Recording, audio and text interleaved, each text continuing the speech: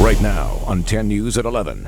Breaking news, a second flight from China is now heading to Miramar. Hundreds of people are being evacuated because of the coronavirus. How the base is preparing to handle more people under quarantine. More people complaining about the quality of care from veterinarians. Team 10 investigates if enough is being done to safeguard our pets. 10 News begins with breaking news. That's right, 2 more evacuation flights from Wuhan, China are currently on their way here to the United States. One of those chartered flights is heading for MCAS Miramar. The other will stop in Nebraska. 10 News reporter Laura Acevedo is live from the base where that flight will arrive tomorrow morning. Laura. And we've learned that that flight will arrive between 8 and 10 tomorrow morning. We know that there are roughly 300 passengers on both flights combined. Another plane from Wuhan, China will land in San Diego on Friday, carrying evacuees from the city essentially shut down because of the coronavirus. This time, the flight will stop in Vancouver before continuing to Miramar. News of the incoming flight comes just 1 day after 170 passengers landed in Miramar on another evacuation flight from Wuhan. Those passengers now in quarantine on base at the Consolidated Bachelor Quarters. 5 of them moved to local hospitals after presenting possible symptoms.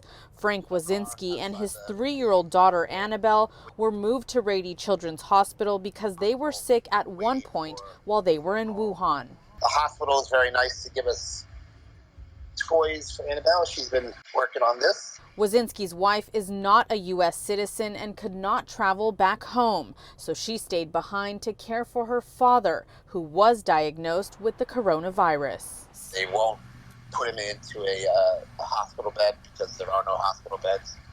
So my wife and he are camping out in a car outside of the hospital. Frank and his daughter were tested for the virus and are waiting for the results to come back from the CDC. Now, all of the passengers traveling on that flight were screened before boarding, and they are traveling with a medical team. If at any time anyone presents symptoms, they will be moved to a local hospital that is properly equipped to provide care for them. Now, again, that flight is expected to land here at MCAS Miramar between 8 and 10 in the morning. Reporting live, Laura Acevedo, 10 News. Laura, thank you. The total number of confirmed coronavirus cases in China is now up to 31,161. The death toll rose to 636. And the Chinese doctor who warned of this outbreak months ago and was silenced by Chinese authorities was among today's victims. Meanwhile, Japan is keeping a close eye on a cruise ship that is quarantined in Yokohama Bay. 4,000 passengers are stuck on board with limited medical supplies. Officials have confirmed that 61 cases of the virus among those passengers. 10 News got a look into what it takes to keep patients with the coronavirus protected. Sharp Grossmont Hospital gave us a tour of their isolation rooms. These are similar to the ones the 5 Americans are staying in. Nurses in these rooms have special protective gear. Every patient coming into the hospital is asked if they have had any sort of contact with the coronavirus. If the answers are yes, they have several isolation rooms with negative pressure doors and medical ventilators. When we close this door, we can program it so that the air that circulates in the room, it has a special ventilation system so that the air in this room stays in this room and is regularly kind of recycled or refreshened.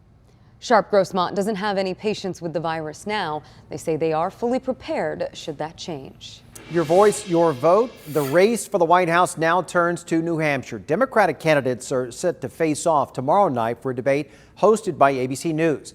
All this while they still continue to spar over who won the Iowa caucuses. ABC's Trevor Ault has the latest from New Hampshire. The results are still too close to call, but declarations of victory in the Iowa caucuses are only growing more bold. It has been an extraordinary week, and we are absolutely electrified. Mayor Pete Buttigieg had said from the night of the caucuses his campaign was headed to New Hampshire victorious. Well, now Bernie Sanders is saying outright he won the state, thanking the voters there for a very strong victory. I got 6,000 more votes. And from where I come, when you get 6,000 more votes, that's generally regarded to be the winner. Even so, the candidates both expressing frustration with the delayed results. What happened in Iowa was a disaster. It was a disaster for the Iowa Democratic Party. And the Democratic National Committee now stepping in. Party Chair Tom Perez saying enough is enough, calling for a full recanvass of the entire Iowa vote, telling MSNBC. There have been reports, and we've seen in the tabulation process that there were some questions raised. We all care. We have a shared interest in making sure we have accuracy. While we wait on those finalized Iowa results, the top Democratic contenders are here Friday night for the ABC News debate, just days ahead of Tuesday's New Hampshire primary. Trevor Ault, ABC News, Manchester, New Hampshire. And you can watch that Democratic debate tomorrow night right here on ABC 10. Our coverage begins on 10 News at 4. That's followed by World News at 4:30 and the debate at 5. We will also have all of our newscasts on your favorite streaming devices. And then we will be back on the air after that debate with a special edition of 10 News at 8. New tonight, police arrested 2 people after a dangerous car chase through City Heights. It started around 6:30 this evening on Polk Avenue. Police tried to pull over the driver and 2 passengers for a traffic stop. The driver took off going 60 miles per hour on residential streets. They didn't get very far, though. The car rolled over and crashed near the 15 and El Cajon Boulevard. No one was injured. The driver and one of the passengers, who had a felony warrant, were arrested. Attorneys laid out their opening arguments today in the trial of a woman who was charged with dragging a co-worker with her car and killing him. Prosecutors say that Letitia Ingram went out drinking with co-workers last June. They say that Ingram, visibly drunk, tried to drive herself home. One of those co-workers tried to stop her, grabbing onto her car door, and that's when they say Ingram drove off, dragging and killing the man. One witness described how drunk Ingram was. She was slurring her words and couldn't walk straight.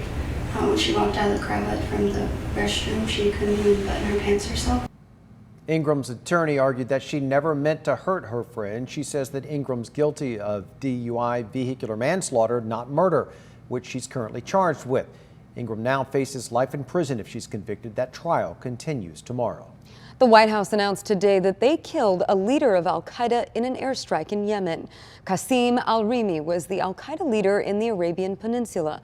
The U.S. conducted the strike targeting Rimi last month, but just confirming he was killed today. Al-Rimi led the terror group's franchise in Yemen. They reportedly expressed interest in conducting attacks targeting the U.S.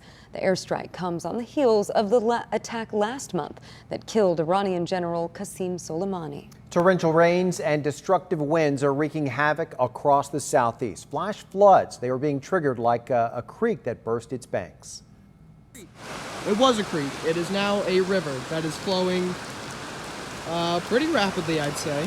This is pretty bad. Storms are soaking the region. Dashcam video caught an uprooted tree slamming onto a car on a busy interstate. This is outside of Atlanta.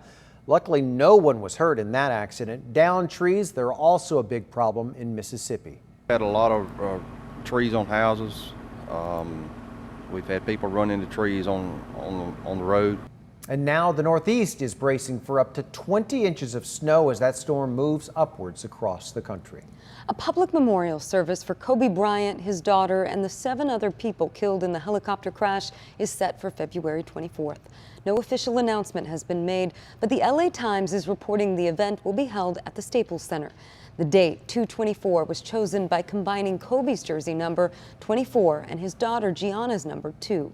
The Clippers are scheduled to play in the Staples Center that night, so any memorial service there would have to be during the day. And Jenna Bryant's school retired her jersey during an emotional ceremony this week. Arbor Day School in Newport Beach has retired her number 2 jersey. Her coaches and her teammates shared their favorite memories of the rising basketball star. Jenna had hoped to follow in her father's footsteps and eventually turn pro one day. Her mother, Vanessa, is sharing videos and pictures on Instagram, saying in part, quote, "You've taught us all that no act of kindness is ever too small. Mommy still and will always be so proud of you." New tonight, the woman behind a string of high-end jewelry store thefts is now behind bars. Today, police arrested 66-year-old Huang Tran. She was arrested in the 3500 block of 51st Street in San Diego. She's accused of stealing expensive pieces of jewelry from at least a dozen stores throughout Southern California. Police say she would use distraction techniques to make off with the pieces. Tran now faces multiple felony charges related to theft. I'm Anthony Pura in University City, where neighbors are worried about a cell phone antenna being installed on this street light at the corner of Bote Avenue and Curie Place. It's just feet from this home, and the homeowner says he's worried about the radiation and its proximity to his family. The increased levels of those can cause problems, ADHD, cancer, a lot of risk. A city official says the only project in the area, a 4G antenna by Sprint. It will replace a 3G antenna. The city says all cell phone antennas have to meet FCC safety standards. I'm not comfortable with any number system they want to attach with it. 3G, 4G, 5G, I mean, even the lower Gs have, radiation. The antenna not yet active, and neighbors hope to bring their concerns to the community planning group next week. In University City, Anthony Pura, 10 News.